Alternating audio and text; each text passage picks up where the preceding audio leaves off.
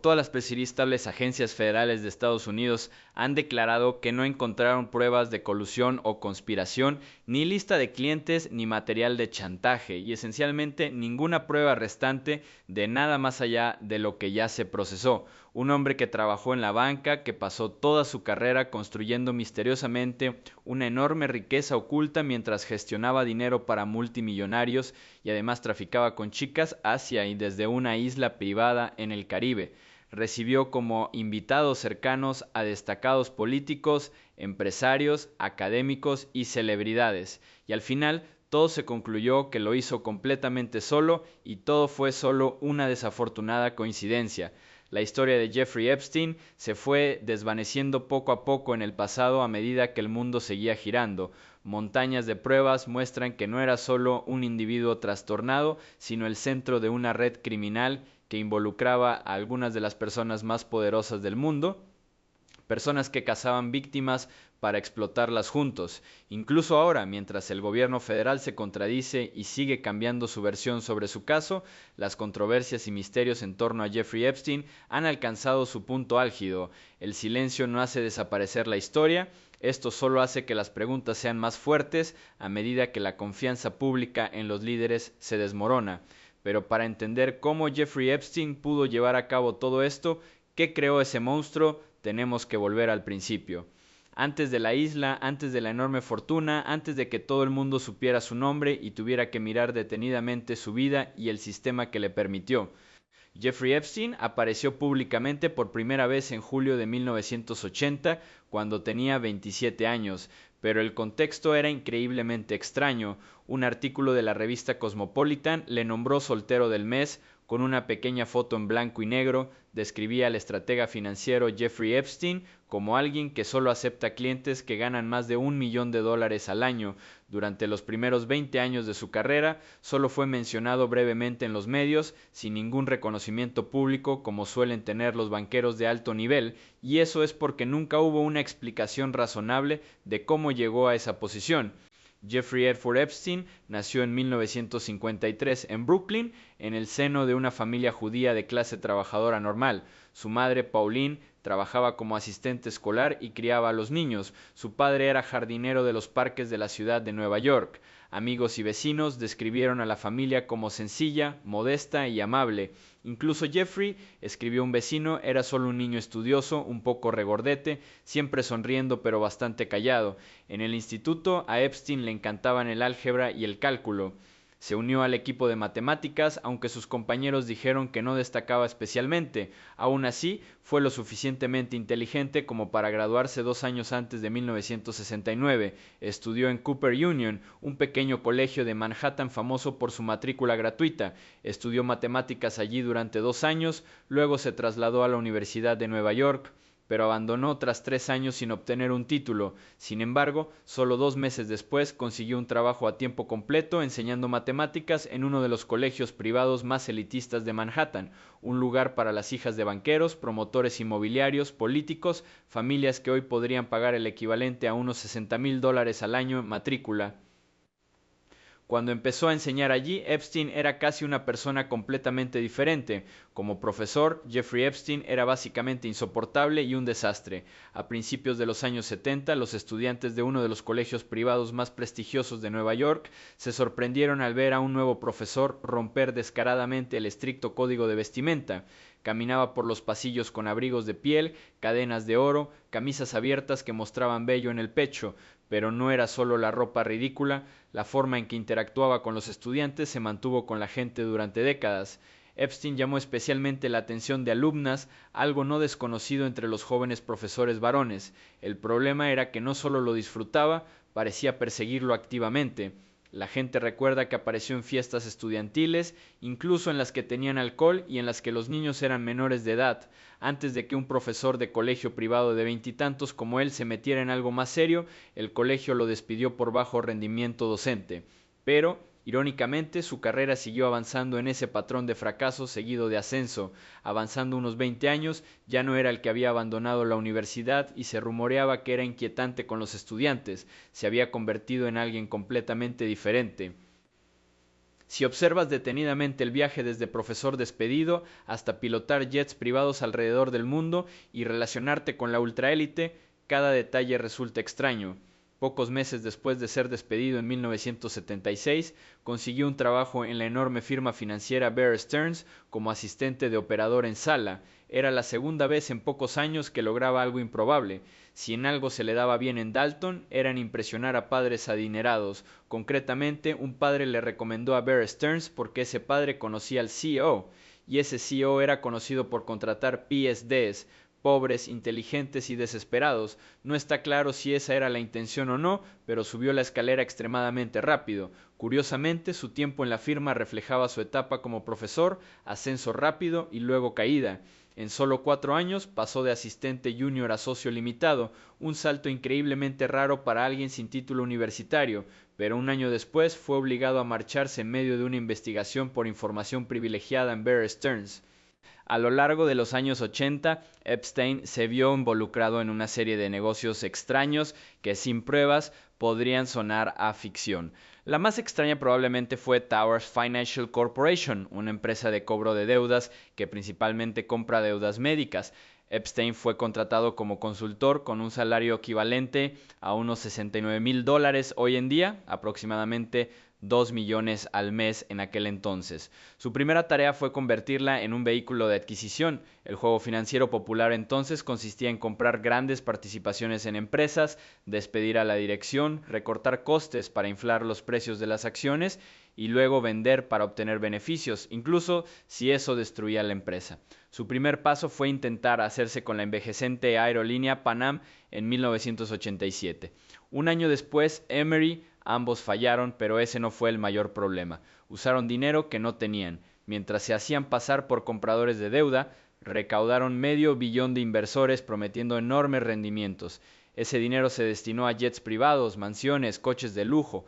El plan de reembolso eran esas adquisiciones. Cuando todo se vino abajo, sin forma de pagar, estalló la crisis. En 1993, Towers Financial se desplomó como uno de los mayores esquemas Ponzi de la historia. Cuando su compañero Steven Hoffenberg testificó en el tribunal, culpó casi por completo a Epstein. Pero cuando la empresa colapsó y fue investigada, Epstein se había marchado 3 años antes. Nunca fue acusado en relación con Towers Financial. Mientras tanto, Hoffenberg cumplió casi 20 años. No hay una razón clara por la que escapó de la persecución a pesar de ser central en uno de los mayores esquemas Ponzi de la historia. Una explicación es que Hoffenberg mintió mucho en su testimonio y no fue creíble. Otra es que Epstein no fue documentado oficialmente en el fraude. Su nombre no apareció en las transacciones, así que solo era rumor. Procesarle no valía la pena cuando tenían a Hoffenberg justo ahí, pero informes posteriores decían que los fiscales eran simplemente perezosos. Definitivamente estaba implicado, especialmente porque los registros muestran que durante el pico del fraude, Epstein voló con Hoffenberg en jets privados para reunirse con inversores y estuvo constantemente a su lado. De alguna manera, tras dejar un trabajo de consultoría bien pagado y reclamar no tener vínculos con los cientos de millones en dinero sucio, unos años después resurgió completamente renacido, como si el antiguo él nunca hubiera existido. Muchos de nosotros quizá no lo sepamos, pero Towers Financial fue un escándalo enorme en ese momento. Aún así, los detalles de la vida de Epstein sonaban a teorías conspirativas. Y esa fue solo una de muchas historias extrañas en su carrera, historias que alimentan teorías sobre cómo llegó a lo alto. Periodistas, amigos y socios a lo largo de los años han sugerido o insinuado que trabajaba para alguna agencia de inteligencia, aunque nunca han especificado cuál. A finales de los años 80, mientras estaba en Towers, Epstein también trabajó con Adnan Khashoggi, un traficante de armas saudí vinculado a la CIA y al Mossad, que intermedió armas estadounidenses desde Israel hacia Irán en el asunto Irán-Contras. Además, más tarde tuvo un pasaporte austriaco falso con sellos de Oriente Medio. Todo esto hace que su trayectoria profesional sea aún más confusa. No hay una explicación normal ni lógica para ese periodo. Incluso juntando las pistas no tiene sentido. Deja la universidad sin un título, le contratan para enseñar en una escuela de élite, le despiden por mala enseñanza, entra en un gran despacho, vuelve a ser despedido, se ve arrastrado a uno de los mayores esquemas Ponzi de Estados Unidos, pero al final no es procesado. Y durante ese tiempo tiene un pasaporte falso, trata con traficantes de armas de Oriente Medio y se hace increíblemente rico. En cada paso, en lugar de castigo por fraude, mentiras o uso de información privilegiada, parece recompensado, pero las cosas más locas apenas estaban empezando. A finales de los años 80 fundó una nueva firma llamada J. Epstein & Co., una empresa de gestión de activos, y estableció inmediatamente una norma: no se permiten clientes con menos de $1.000 millones en activos, y su primer cliente fue un multimillonario, pero la relación entre Jeffrey Epstein y Leslie Wexner solo plantea más preguntas que respuestas. Leslie Wexner no solo era rica, fue uno de los empresarios minoristas más exitosos de la historia moderna. Comenzó en una pequeña tienda de ropa en los suburbios de Columbus, Ohio, en 1963. En 12 años la convirtió en una cadena de 100 tiendas llamada The Limited. Para 1980 compró más marcas, incluida Victoria's Secret, por solo $1 millón cuando estaba en quiebra. En 1982 valía $1.000 millones. Siguió comprando y construyendo Abercrombie & Fitch, Lane Bryant, Bath & Body Works, Yankee Candle. En pocas palabras, si entraras en cualquier centro comercial norteamericano, verías las huellas de Wexner. Pero Wexner también era un hombre muy extraño. En 1985 se convirtió oficialmente en multimillonario. Apareció más en los medios y compartió sobre su vida y carrera. La imagen pública estaba entre guerrero espiritual y alguien con problemas mentales. La mañana en que se hizo multimillonario se despertó ansioso. No era raro, siempre se despertaba ansioso por lo que llamaba el bicho Dai, un espíritu torturador en el folclore judío. Lo describió como un picor en el alma. A veces corría, conducía o volaba para escapar, pero volvía cuando se sentaba a tomar su primer café. Bicho Dai significa literalmente demonio. Los artículos decían que Wexner había estado atormentado por ella desde la infancia. Su padre se dio cuenta y lo llamó un torbellino mental. Wexner dijo que el bicho Dai le llevó a querer más dinero, más poder, y a no parar nunca. Lo veía como parte de su genialidad. En los negocios era conocido por cortar lazos abruptamente incluso con amigos cercanos o socios de larga data. Muchos decían que nadie podía entenderle realmente. Un entrevistador sintió ganas de hablar con alguien que se había encontrado con el diablo. En un momento dado compró todas las casas alrededor de su mansión en Ohio solo para que nadie pudiera acercarse. Construyó una enorme finca de estilo castillo inglés con pasadizos secretos, vigilancia interna y altos muros. La gente decía que ni siquiera disfrutaba de la riqueza, era adicto al control. Y este es el hombre que entregó casi todo el control de su fortuna personal a Jeffrey Epstein. Desde finales de los años 80, Leslie Wexner otorgó a Epstein autoridad sobre casi toda su riqueza personal. Si quieres bromear, podrías decir que Epstein era el bicho Dai de Wexner, pero en realidad su relación era parasitaria. Cuando Epstein apareció en Columbus, donde se basaba el imperio de Wexner, los amigos y colegas de Wexner quedaron atónitos. ¿Por qué un emprendedor genio en su mejor momento confiaría en un forastero con un pasado turbio y casi ninguna experiencia financiera? Y justo entonces, cuando Epstein fundó su bufete, su vida dio otro giro brusco, como tantas veces antes. A principios de los años 90, se movía como alguien que dirige un imperio, voló por el mundo en grandes jets privados, compró propiedades enormes por todo Estados Unidos. Curiosamente, su nombre nunca apareció en Forbes. No había lista pública de clientes, ni siquiera una oficina real. Sin embargo, para los forasteros parecía que era dueño del mundo. A finales de los años 90, Epstein voló demasiado cerca del sol. Se hizo amigo de Donald Trump, de la realeza británica, de príncipes saudíes como Mohammed bin Salman. Incluso compró una isla privada para construir un complejo de lujo para fiestas. Pero tras movimientos llamativos, como volar a África con Bill Clinton y Kevin Spacey, se volvió demasiado visible para ignorarlo. Los medios y el público empezaron a preguntarse cómo ganaba su dinero, quién era realmente, y gran parte de la respuesta estaba ligada a su extraña conexión con la familia de medios Maxwell. No solo Epstein apareció en sus oficinas, sino que esa misma semana una bala y una cabeza de gato muerto fueron dejadas en la puerta del editor de Vanity Fair. Después de eso, todas las acusaciones contra Epstein fueron retiradas del artículo. Vicky Ward escribió más tarde que estaba tan aterrorizada que contrató guardias para sus bebés prematuros en Lausanne. Al final, los perfiles lo pintaban como misterioso, turbio, excéntrico, pero inofensivo. Eso le ayudó sin querer. Aunque la gente cuestionara su ética empresarial, no provocó un escrutinio serio. Las acusaciones penales graves que los periodistas escucharon durante las investigaciones fueron omitidas. A mediados de los 2000 construyó una nueva identidad, mecenas de la ciencia. Eso le hacía multidimensional, un misterioso hombre de negocios que donaba a la ciencia.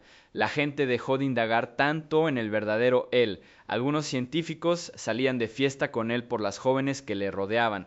Algunos sí, pero la mayoría se quedó por el dinero fácil, sin necesidad de solicitudes de subvenciones.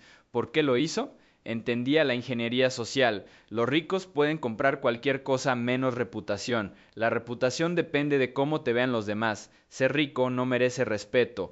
Epstein donó decenas de millones al MIT y a Harvard. Organizó cenas con invitados como Stephen Hawking, Marvin Minsky y Steven Pinker, mentes de clase mundial. Se hizo una imagen como filántropo científico interesado en la genética, la inteligencia artificial y la física. Solo Harvard consiguió más de 9 millones de dólares de él. Quizá estaba construyendo una red de escudos, quizá comprando gente que le defendiera en la prensa, o quizá sus motivos eran más extraños. Hablaba abiertamente de querer embarazar a decenas de mujeres en su rancho en Nuevo México para crear una raza humana mejor. Sea cual sea el verdadero propósito, muchos intelectuales cercanos realmente le apreciaban, pero otros lo encontraban extraño, desagradable, extraño. Muchos decían que su interés por la ciencia y el arte era solo una construcción de imagen. No sentía una verdadera pasión por el conocimiento. El matemático Marvin Minsky lo calificó de genio, y Steven Pinker describió las conversaciones como insoportables. Epstein solo estaba allí porque financiaba proyectos, bromeaba, cambiaba de tema, se aburría tras segundos. El filósofo Daniel Dennett dijo que Epstein planteaba preguntas manipuladoras como: si te dieran $1.000 millones, ¿qué harías? Sin importarles las respuestas, solo presumir de riqueza. Otra parte de él, nunca casado, pero la vida romántica central en su mundo social.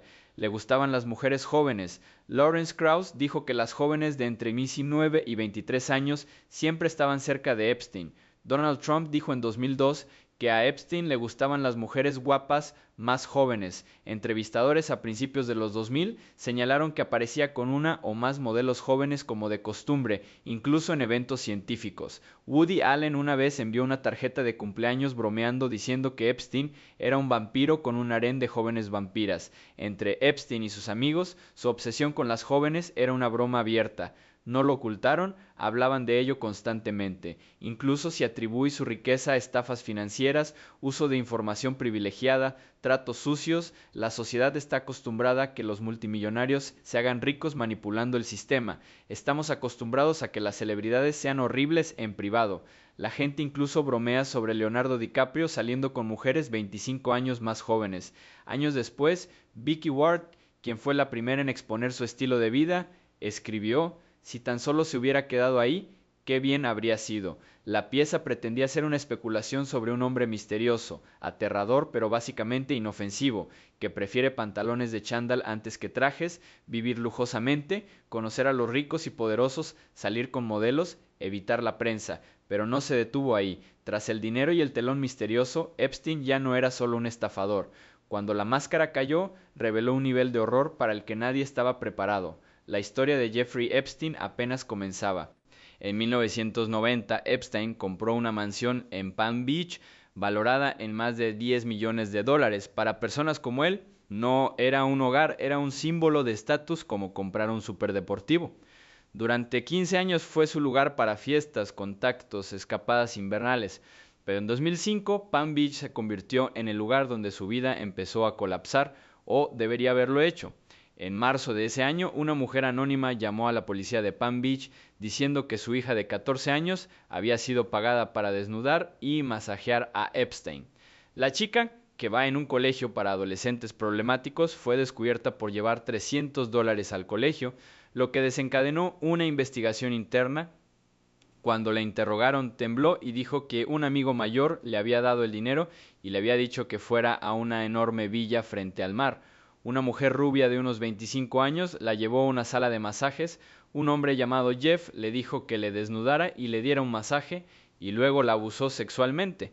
Cuando la policía mostró fotos, ella lo identificó de inmediato. La policía local pasó más de un año investigando en secreto. Entrevistaron a más de una docena de víctimas, encontraron cámaras ocultas, montones de fotos de chicas jóvenes en su casa, incluidas algunas que habían entrevistado. Las cosas empeoraron. Epstein construyó una red de chicas que reclutaban a otras adolescentes de Palm Beach para llevarlas a masajes desnudos mientras él hacía cosas depravadas. La policía encontró boletines de notas de chicas de instituto en su basura. Esto no era aislado. Su vida en Florida parecía centrada en explotar a chicas menores de edad. Las pruebas mostraron que buscaba víctimas no solo localmente, sino también de Brasil, Europa del Este y Francia. Probablemente lo hizo con la ayuda de Jean-Luc Brunel, propietario de la agencia de modelos MC2, en la que Epstein invirtió directamente. Así que en julio de 2006, tras 13 meses de investigación, la policía de Palm Beach arrestó a Epstein por procurar para prostitución. Finalmente se declaró culpable de 2 cargos en Florida, procurar prostitución y procurar a menor. Todo el asunto solo atrajo una atención menor de los medios locales. En aquel entonces no se consideraba algo importante. Un tipo rico e inquietante de Palm Beach es arrestado y cumple condena. La gente siguió adelante, pero curiosamente, tras la prisión y volver a Nueva York, nada cambió. El círculo social de Epstein no le rechazaba, si acaso ganó estatus. Justo después del estreno, organizó una cena con la periodista Katie Couric, el director Woody Allen, el humorista Chris Tucker y más. Semanas después, organizó una fiesta de cumpleaños para el príncipe Andrés, cuarto en la línea de sucesión al trono británico. Algunos lo defendieron públicamente. El físico Lawrence Krauss, que aceptó la financiación de Epstein, dijo a pesar de las críticas: "No me siento manchado por mi relación con Epstein, me siento elevado". Otro dijo: "Nunca he apoyado pagar por sexo, pero si una chica miente sobre su edad, es culpa suya". No todos estuvieron de acuerdo. La esposa de un CEO dijo que si eras rico o famoso donde vivía, te marginarían. Pero en Nueva York, lo único que hace que te rebuten es ser pobre. La prisión no era un problema. La gente sabía lo que hacía Epstein, salió en los periódicos. Simplemente no les importaba. El ejecutivo de Relaciones Públicas ProPublica dijo que muchos lo describían como extremadamente inteligente. Su negocio no se vio afectado. En 2015 invirtió mucho en una startup israelí fundada por el ex primer ministro Ehud Barak. Barak se alojó varias veces en el apartamento de Epstein en Nueva York. Tenía vínculos con Bill Gates. Se conocieron alrededor de 2014 mientras Gates buscaba financiación para su fundación. 5 o 6 años después de la prisión, Gates voló varias veces en el jet de Epstein hasta Palm Beach. Cuando le preguntaron, Gates dijo vagamente que se arrepentía de las cenas, que fueron un error, que cortó la relación hace mucho. Claramente nada de rechazo ni ostracismo, su círculo mejoró. Durante la década de 2010, la prisión apenas le afectó. Mantenía el negocio, socializando, viviendo igual, pero avanzando hasta 2018, el Miami Herald publicó Perversion of Justice, la investigación de años de Julie Brown. Replanteó toda la historia de Epstein.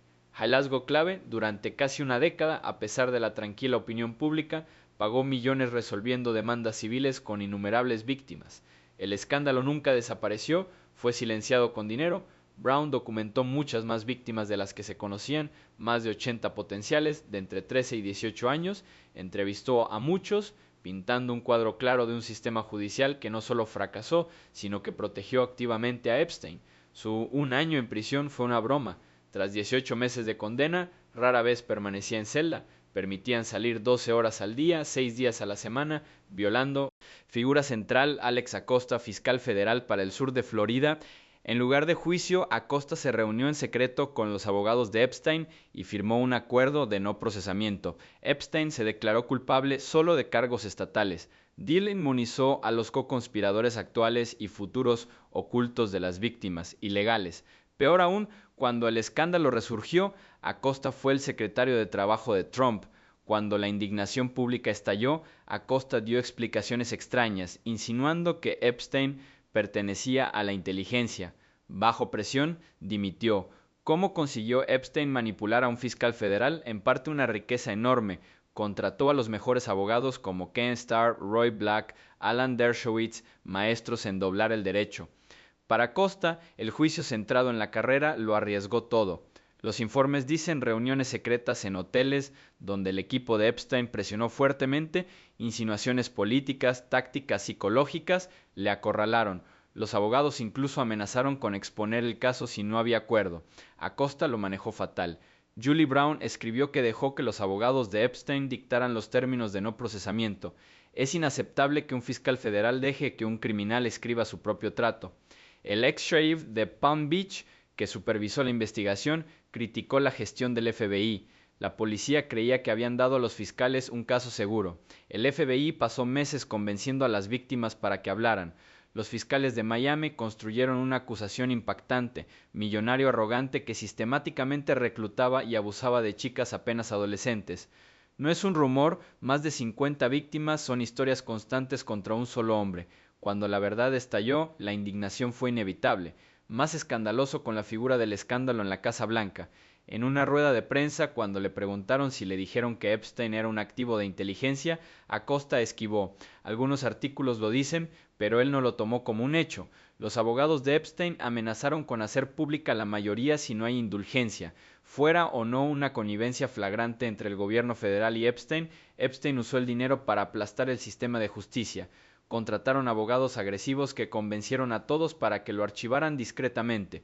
Por suerte para él, conoció a un fiscal que veía el trabajo como un trampolín profesional, que se preocupaba más por la imagen que por la justicia. Irónicamente, la debilidad de Acosta reavivó el caso. Muchos periodistas dijeron que si Acosta no hubiera sido secretario de Trabajo bajo Trump, su mala gestión y Epstein quizá nunca habrían resurgido con tanta fuerza. La serie del Miami Herald reavivó la tensión sobre decenas de demandas civiles a las que Epstein se enfrentó tras la prisión desde finales de los años 2000.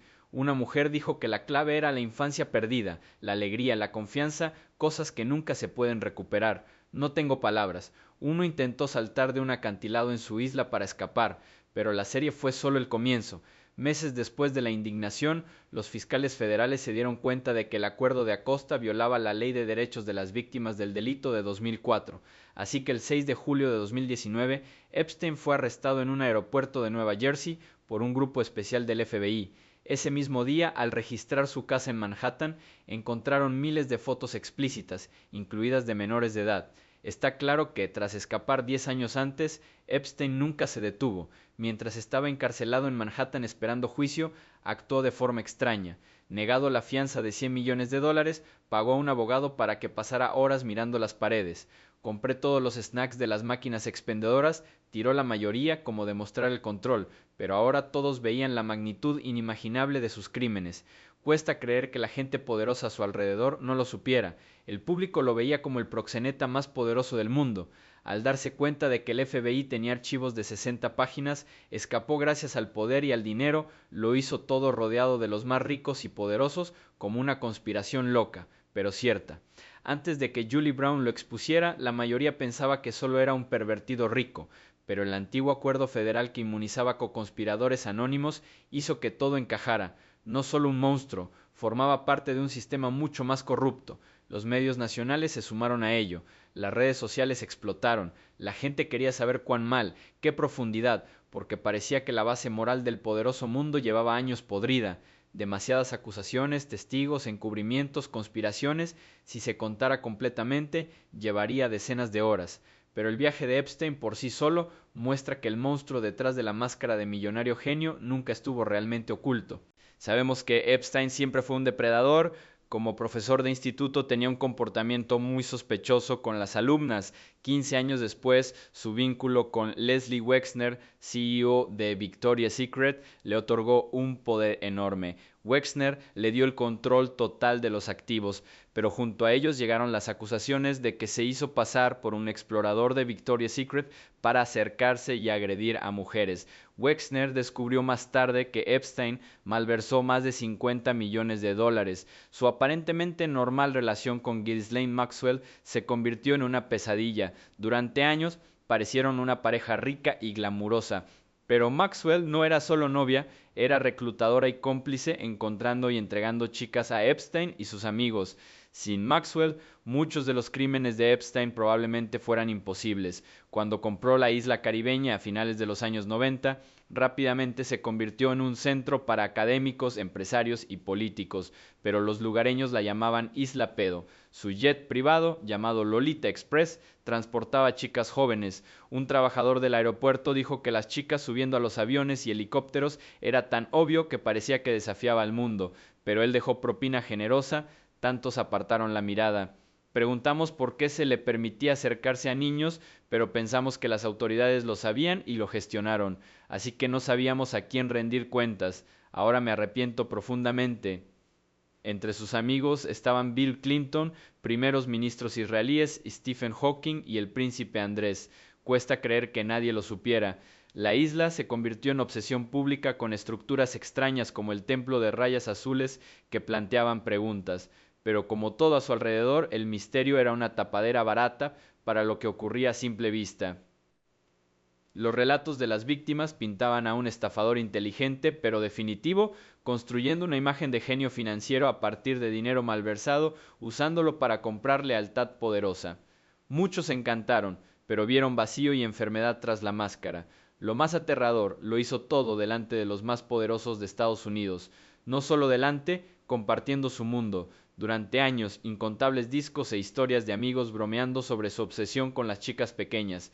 Para ellos, historias divertidas. Tras su arresto, el caso explotó en los medios estadounidenses durante meses. Millones siguieron esperando ver hasta dónde llegaba la madriguera del conejo. Archivos antiguos, entrevistas y declaraciones de víctimas resurgieron rápidamente. Luego, a las 6:30 am del 10 de agosto de 2019, apenas 5 semanas después de su arresto, fue hallado muerto en su celda. Antes de la causa oficial, el mundo asumía que no se suicidó. La explicación oficial sonaba ridícula. Ocurría cuando los guardias dormían, las cámaras fallaban. En 6 años después, los detalles en torno a la muerte de Epstein se desvanecieron. La atención se centró en lo que dejó, una larga lista de mentiras y secretos. Epstein no se suicidó, se convirtió en el eslogan para la pérdida de fe en el sistema. Pintado con spray en paredes europeas, impreso en camisetas, tuiteado por congresistas, simbolizaba la sensación de que la gente común es engañada, ricos y poderosos escapaban de crímenes. Aunque Epstein pagó con su vida, todos a su alrededor salieron libres. Cuando murió, el caso casi muere con él. A pesar de la indignación pública, no hay un camino claro a seguir, al menos al principio. Meses después, uno de sus amigos más poderosos se enfrentó a la luz, el príncipe Andrés. Hijo de la reina, nombrado en demandas y acusaciones, obligado a renunciar a los deberes reales, desapareció de la vida pública. Después, Jean-Luc Brunel, magnate francés del modelaje cercano a Epstein, voló en su avión más de 30 veces, fue arrestado por menores en 2020. Más tarde lo encontraron muerto en la celda. El caso Epstein es un abismo aterrador. Uno de sus acusadores más fuertes murió recientemente por suicidio. Virginia Roberts Giuffre, traficada por Epstein y Maxwell al príncipe Andrés, pasó la edad adulta diciendo la verdad. Hace meses murió a los 41 en circunstancias sospechosas, pero todo ese horror queda eclipsado por una verdad mayor. Pocos fueron responsabilizados, incontables escaparon. Epstein era tanto pervertido como hombre con las conexiones más amplias del mundo. ¿Quién ayudó a cubrirle? Eso es lo que aún sacude a Estados Unidos. No lo que sabemos, sino lo que no sabemos. Y por una razón concreta, durante años no hubo una explicación coherente y clara por parte del gobierno. Los archivos seguían sellados. Las explicaciones son contradictorias. Nadie asume la responsabilidad. Las listas de sospechosos y víctimas crecen. 6 años después de su muerte, el caso no se está desvaneciendo. Es un incendio en la puerta de la Casa Blanca. Un hombre que construyó una imagen anticorrupción, prometió drenar el pantano, estuvo cerca de Epstein, le fotografió y viajó con él, incluso lo elogió. Ahora dice que nunca le gustó Epstein y exige una investigación completa, pero pasan meses sin nada sustancial más allá de hechos conocidos. Maxwell arrestado, condenado 20 años, pero la lista de clientes sigue siendo confusa. Cuando Trump se presentó de nuevo, la gente preguntó, prometió desclasificar los archivos. La fiscal general insinuó que había archivos en su escritorio, pero cuando se publicó, fuertemente censurado, casi sin sentido, eso avivó más rabia. El DOJ y el FBI dijeron que más de 300 gigas de datos, pero no hay lista de clientes ni más procesamientos. La gente no lo cree. Las encuestas muestran que la mayoría de los estadounidenses, incluso republicanos y MAGA, piensan en encubrir. Trump se enfadó, lo llamó un engaño demócrata, reprendió a sus seguidores por preocuparse, llamado Epstein perforando y fabricado, pero el Wall Street Journal publicó nueva información, incluido el nombre de Trump en los archivos de Epstein. El Congreso votó a favor de exigir expedientes, incluso muchos republicanos lo apoyaron.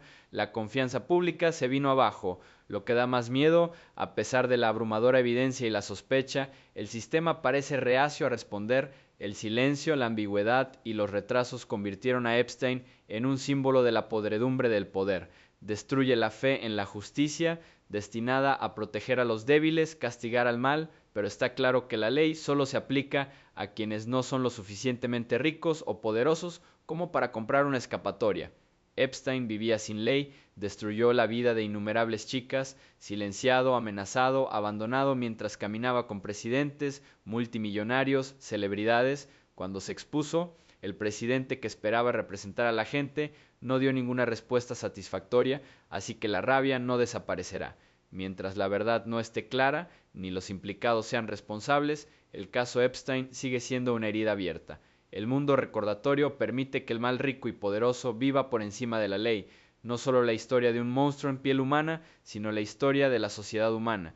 Cuando no hay rendición de cuentas ni justicia, la sociedad es una ilusión lista para colapsar en cualquier momento. He estado investigando este caso durante años, recomponiendo registros públicos, documentos judiciales y declaraciones oficiales de las agencias implicadas.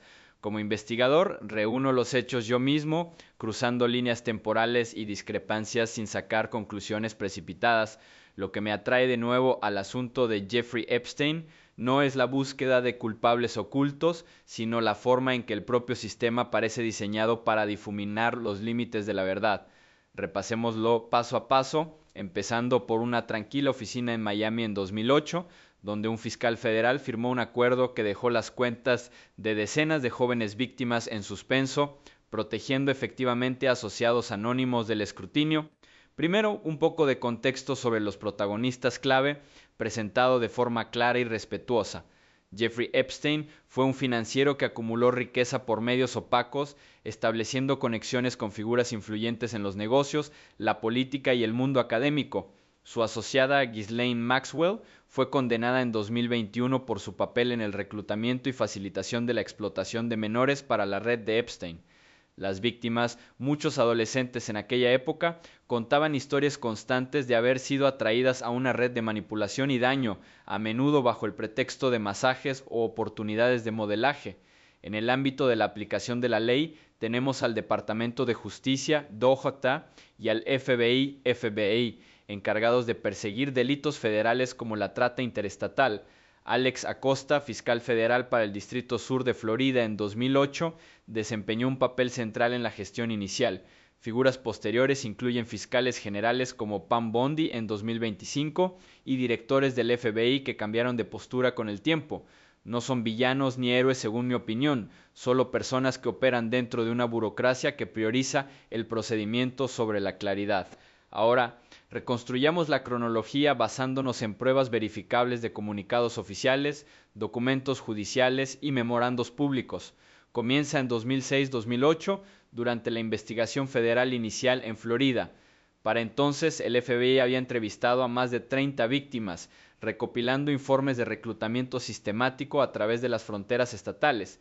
Sin embargo, en septiembre de 2007, el Departamento de Justicia bajo Acosta negoció un acuerdo de no procesamiento, NPA, con el equipo de Epstein. Este acuerdo inmunizó a Epstein y a posibles co-conspiradores de cargos federales, deferiendo acuerdos estatales en los que Epstein admitió haber procurado menores para la prostitución. Una revisión interna del DOJ en 2020, realizada por la Oficina de Responsabilidad Profesional, OPR, examinó posteriormente este periodo. El informe de la OPR, publicado en noviembre de 2020, no encontró conducta delictiva por parte de los fiscales, pero criticó su falta de consulta adecuada a las víctimas. Señaló un mal juicio en la gestión de las notificaciones, pero afirmó que la NPA es legalmente sólida. En ese momento, los comunicados del DOJ enfatizaban el cierre, Epstein cumpliría condena, se registraría como delincuente y el asunto se resolvió. Avancemos hasta 2019, un año decisivo. La serie de investigación del Miami Herald a finales de 2018 reavivó el escrutinio, destacando cómo el acuerdo de 2008 violó los derechos de las víctimas bajo la Ley de Derechos de las Víctimas del Crimen. En julio de 2019, el Distrito Sur de Nueva York, SDNU, arrestó a Epstein por cargos federales de trata sexual, alegando una conspiración que abarcaba varios estados e involucraba a decenas de menores.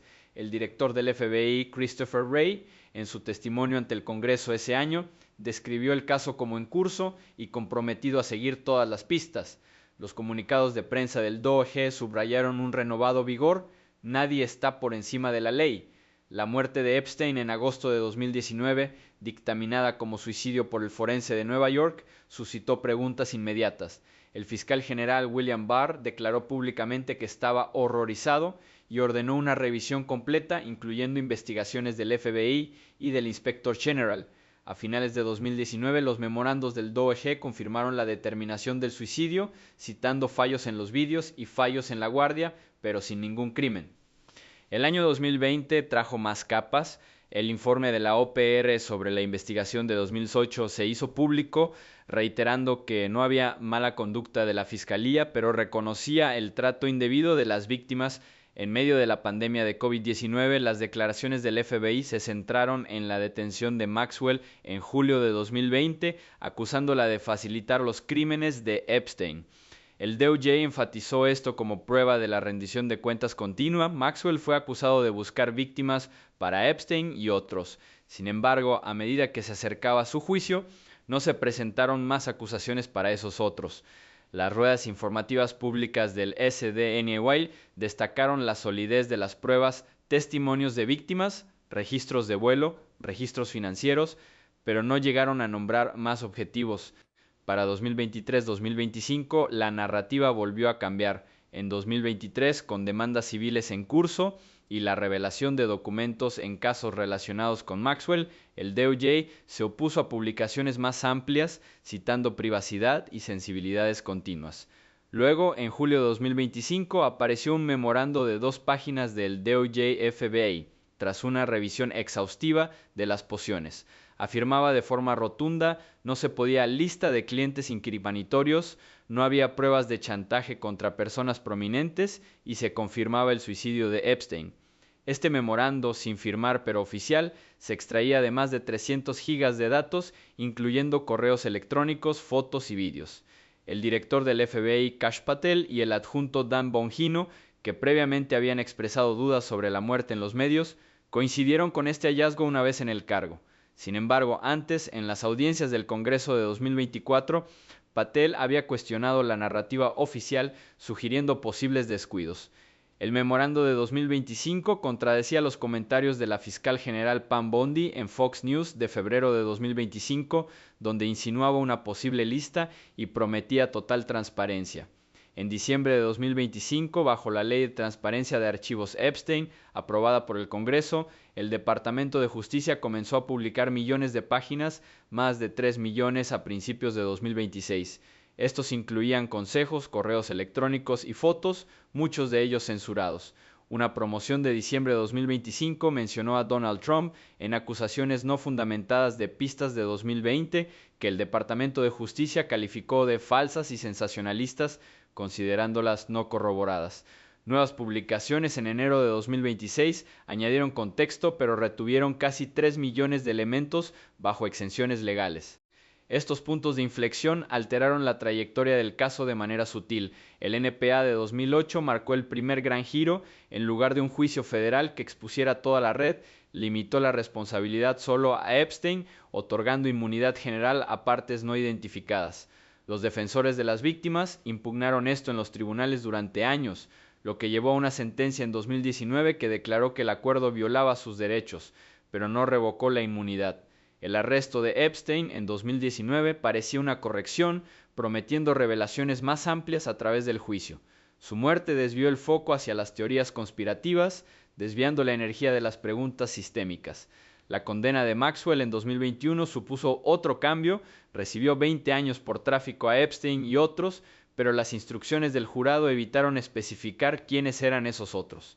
El memorando de 2025 y las posteriores filtraciones de archivos bajo la Ley de Transparencia parecían transparentes, pero las fuertes redacciones y el descubrimiento de más de 1 millón de documentos adicionales a finales de 2025, que antes habían pasado por alto el SDNY y el FBI, levantaron dudas sobre la revisión exhaustiva que se había firmado anteriormente.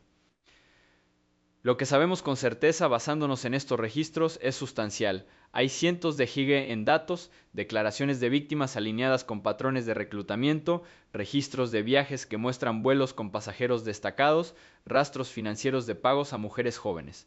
La condena de Maxwell implicó explícitamente la procuración para otros, con transcripciones judiciales que detallaban su papel en una conspiración.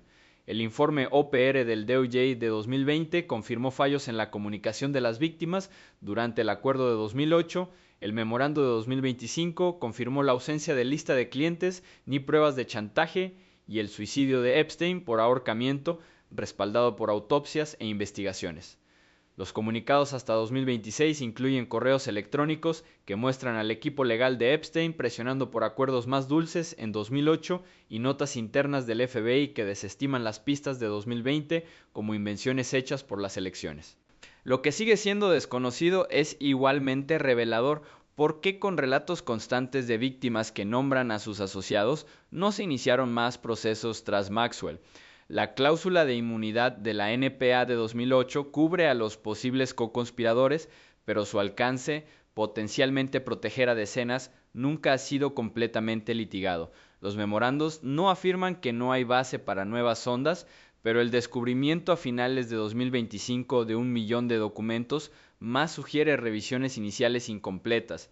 Las primeras declaraciones de figuras como Bondi implicaban revelaciones explosivas solo para que los memorandos posteriores las minimizaran. No conocemos la justificación completa de las redacciones en los 3 millones de artículos retenidos, citados como privacidad de las víctimas o seguridad nacional, y aunque el FBI afirmó el suicidio, los primeros registros de guardia y los problemas con las cámaras dejan lagunas procedimentales sin explicar. Esto nos lleva a los conceptos en juego, explicados sin especulaciones. Un callejón sin salida investigativo ocurre cuando existen pruebas pero carecen del umbral para presentar cargos, quizá debido a plazos de prescripción, credibilidad de los testigos o acuerdos de inmunidad. En el caso de Epstein, la NPA creó tal barrera, deteniendo la persecución federal. La negación plausible permite a los funcionarios distanciarse de los resultados. Los fiscales en 2008 podían alegar que el acuerdo era pragmático, evitando riesgos judiciales, mientras que más adelante revisan errores en el juicio, pero no en la intención. Autoprotección institucional se refiere a burocracias que priorizan la reputación, redactar archivos para proteger a las agencias de críticas o retrasar las publicaciones para gestionar las consecuencias públicas. No son conspiraciones, son incentivos integrados en el sistema. Un caso de alto perfil pone en riesgo carreras si se gestiona mal, por lo que prevalece la cautela, alargando los plazos indefinidamente. El beneficio fluye hacia la estabilidad, los asuntos no resueltos se desvanecen, preservando la confianza en las instituciones incluso cuando las dudas persisten. Mientras reviso estos documentos en mi despacho, rodeado de montones de impresiones y líneas de tiempo en la pared, me llama la atención cómo la ambigüedad sirve como herramienta. No se trata de quién pueda ser el siguiente, es por lo que la maquinaria gira tan despacio. Las víctimas, que han compartido sus historias a un gran coste personal, merecen respuestas que estén a la altura de la evidencia en la misma evidencia. Sin embargo, el sistema, mediante revisiones en capas y exenciones, amplía la neblina. ¿Qué dice esto sobre la fe en la justicia? Si cientos de GB y testimonios coincidentes no llevan a ninguna parte, ¿cómo les va a los casos ordinarios? Estas no son preguntas que pueda responder de forma definitiva, son para que reflexionemos sobre ellos pacientemente mientras los archivos siguen saliendo poco a poco. La verdad, sea cual sea su forma, no surge en ráfagas sino en la silenciosa persistencia del examen, y ahí es donde seguiré buscando. He estado revisando expedientes de casos, transcripciones judiciales e informes de noticias archivados durante meses, cruzando líneas temporales de la saga Epstein con patrones que he visto en otras investigaciones de alto perfil. Como investigador que ha pasado años persiguiendo pistas en las sombras del poder, puedo decirte esto: la muerte de Jeffrey Epstein en 2019 no terminó la historia, simplemente cambió el enfoque. Lo que permanece no es el hombre en sí, sino el plano que encarnó, un sistema que protege a los intocables, silencia a los vulnerables y se reinicia tras cada escándalo.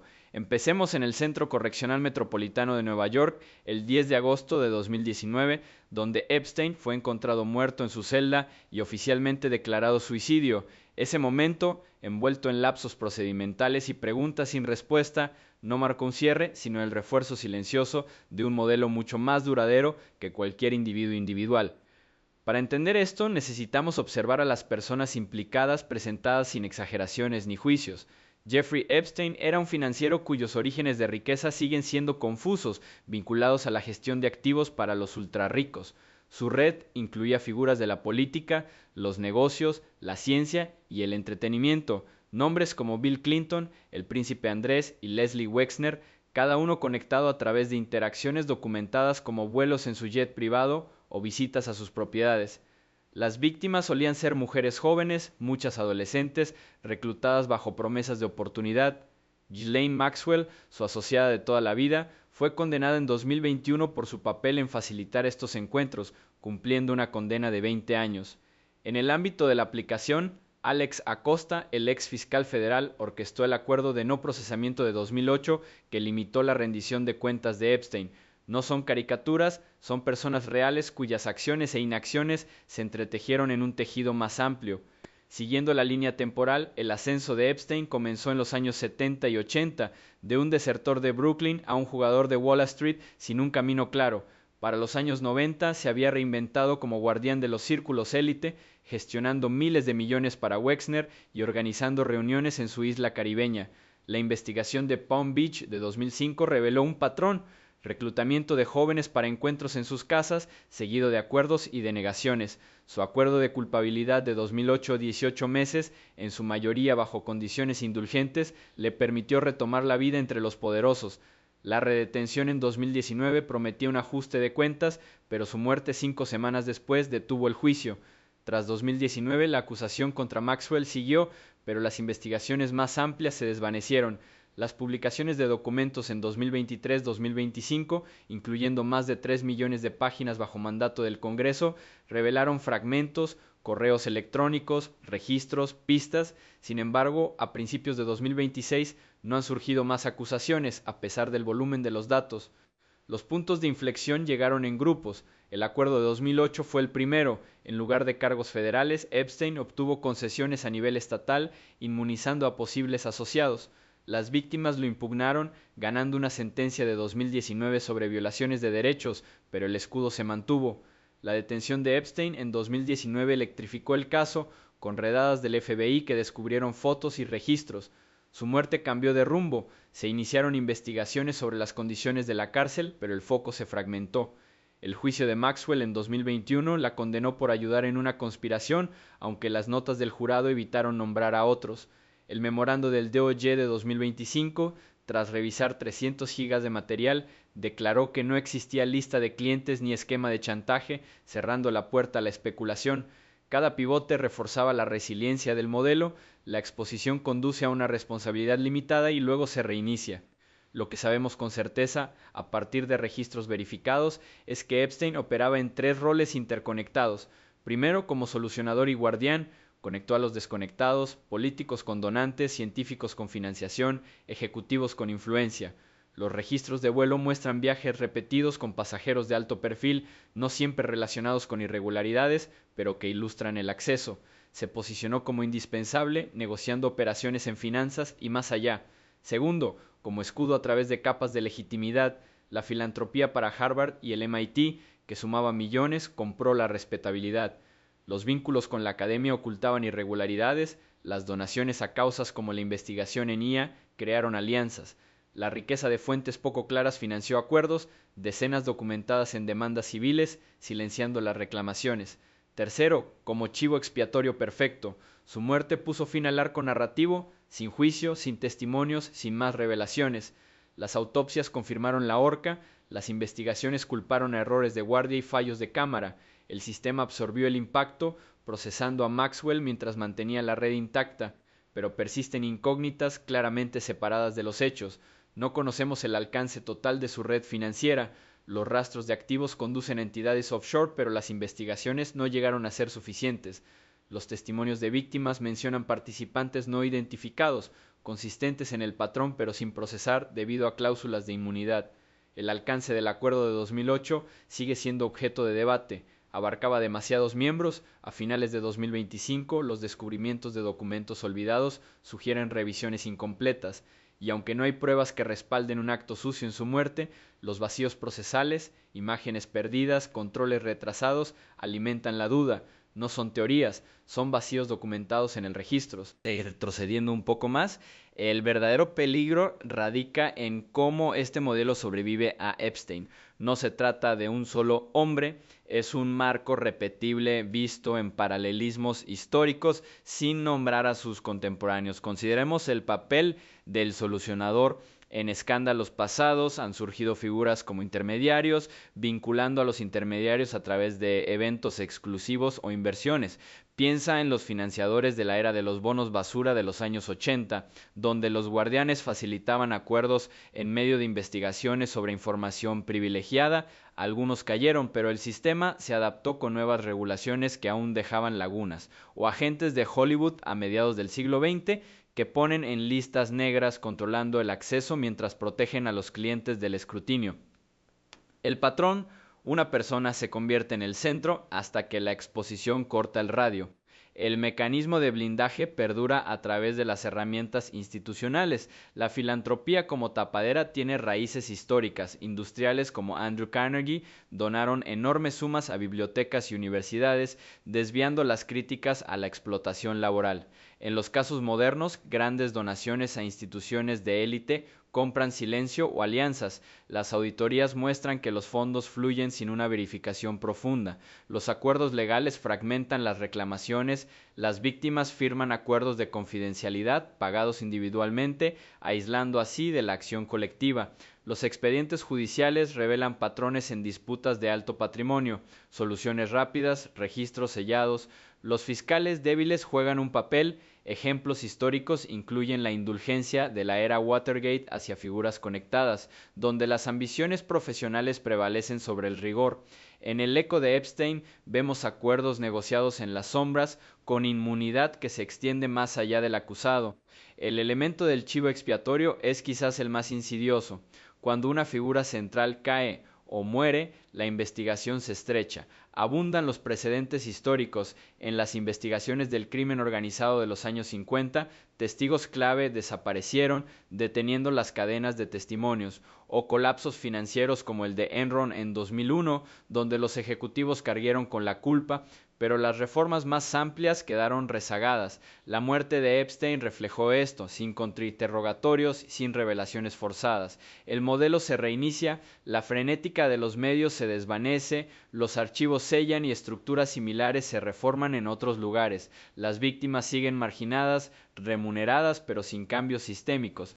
Al examinar por qué persisten estos patrones, la evidencia apunta a incentivos estructurales.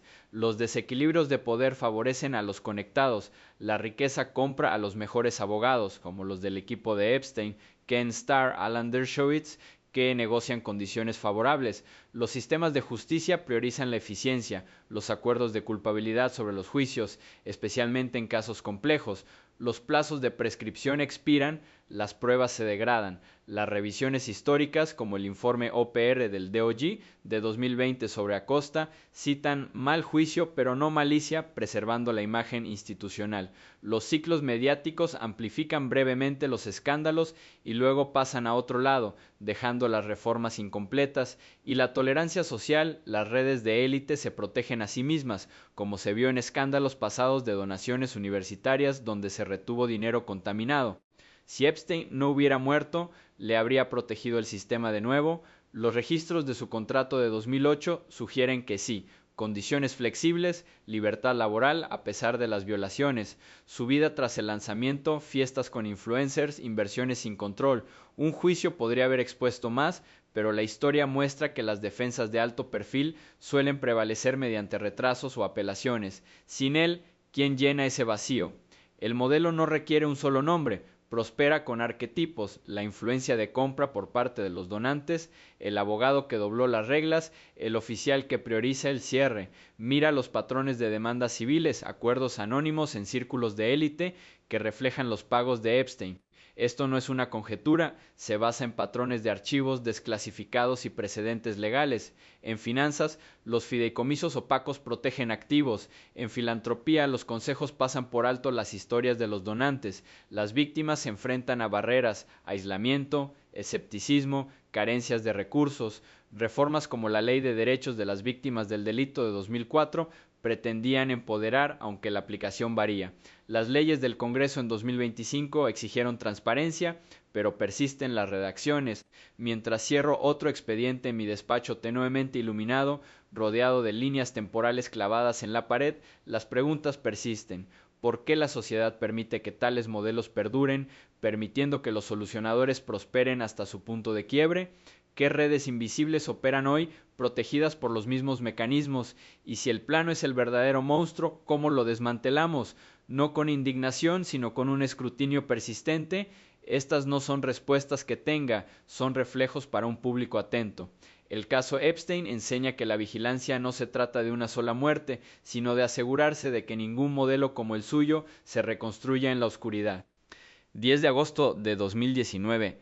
El Centro Correccional Metropolitano de Manhattan. Un solo cuerpo encontrado en una celda a las 6:30 am, colgado de una sábana atada a la litera superior. La sentencia oficial llegó rápidamente: suicidio. Ese hecho verificado, Jeffrey Epstein muerto antes de poder ser juzgado, sigue siendo una piedra en medio de todo lo que siguió. Eso no terminó la conversación.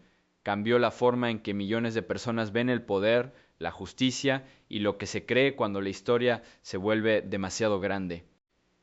He pasado años revisando este caso, tirando de hilos entre documentos judiciales, declaraciones de víctimas, memorandos del DOJ, audiencias en el Congreso y el lento goteo de documentos sin sellar.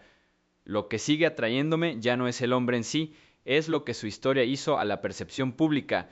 Cómo habría una desconfianza silenciosa y generalizada que ya existía, esperando la fractura adecuada. El caso Epstein se convirtió en una de las lecciones modernas más claras sobre cómo las comunidades aprenden o se niegan a aprender a ver el fracaso institucional cuando se les enfrenta de frente. Empecemos por las personas que lo vivieron, las víctimas primero, jóvenes, muchas aún adolescentes cuando se incorporaron a la cadena, que hablaron públicamente en demandas civiles y ante periodistas como Julie Brown. Sus relatos eran consistentes: reclutamiento mediante promesas de dinero u oportunidad, luego coacción para encuentros en residencias privadas, aviones en una isla.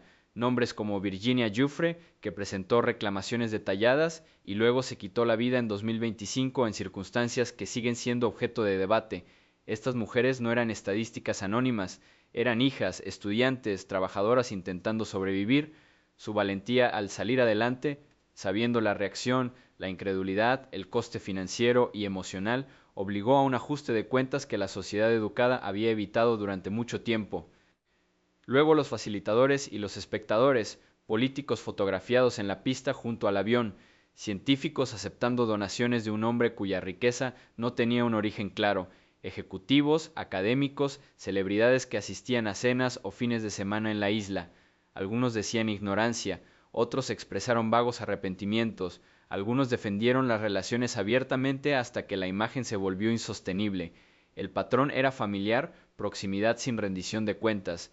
Cuando salieron a la luz las fotos, cuando se filtraron los registros de vuelo, cuando las declaraciones de las víctimas coincidieron, la reacción pública cambió de curiosidad a algo más agudo: el reconocimiento de que el acceso al poder a menudo viene acompañado de un punto ciego. Las instituciones también jugaron su papel. El acuerdo de no procesamiento de 2008 negociado por Alex Acosta en Florida, las condiciones indulgentes de la cárcel durante la breve condena de Epstein, los cargos federales de 2019 en Nueva York, que llegaron con una década de retraso, la muerte bajo custodia con cámaras defectuosas y guardias dormidos. Cada paso reforzaba una creencia creciente: el sistema no falla por igual, protege a algunos más que a otros. Cuando el fiscal general William Barr calificó el suicidio de espantoso y ordenó revisiones, luego cuando el informe OPR de 2020 encontró mal juicio pero sin mala conducta, y cuando el memorando del DOJ de 2025 declaró que no había lista de clientes ni pruebas de chantaje tras revisar 300 gigas de material, cada anuncio cayó en una audiencia ya preparada para cuestionar la versión oficial. Aquí importa la cronología. La investigación de Palm Beach comenzó en 2005. El acuerdo de la amistad se concretó en 2008. Epstein quedó en libertad en 2010 tras 13 meses. Siguió socializando, invirtiendo y volando. La serie del Miami Herald se lanzó en 2018. La redetención se produjo en julio de 2019, muerte en agosto. Maxwell condenado en 2021. La publicación de documentos se escalonó entre 2023 y 2026 bajo presión del Congreso, muchos de ellos muy redactados. En cada etapa llegaba nueva información en fragmentos, suficiente para alimentar la indignación, nunca suficiente para forzar un cambio estructural. Ese ritmo enseñó algo a la gente. La transparencia parcial puede ser más frustrante que no tener nada. Los puntos de inflexión no fueron solo legales, eran perceptivos. El primer gran cambio ocurrió alrededor de 2018-2019, cuando la serie Herald replanteó a Epstein no como un pervertido solitario, sino como el nodo visible de una red. De repente la pregunta no era ¿lo hizo él?, era ¿quién más lo sabía? Las redes sociales amplificaban las voces de las víctimas, los registros de vuelo, las entrevistas antiguas. Hashtags como un Epstein did kill himself se convirtieron en una forma abreviada de un escepticismo más amplio. Las encuestas desde 2020 mostraron mayorías a través de las líneas partidistas, creyendo que la sentencia sobre el suicidio era incompleta o errónea. Para 2025, incluso después de que el memorando del DOJ reafirmara la causa oficial, la confianza en la gestión federal seguía siendo baja. Una encuesta de Pew ese año reveló que el 62% de los estadounidenses pensaba que personas poderosas habían sido protegidas en el caso.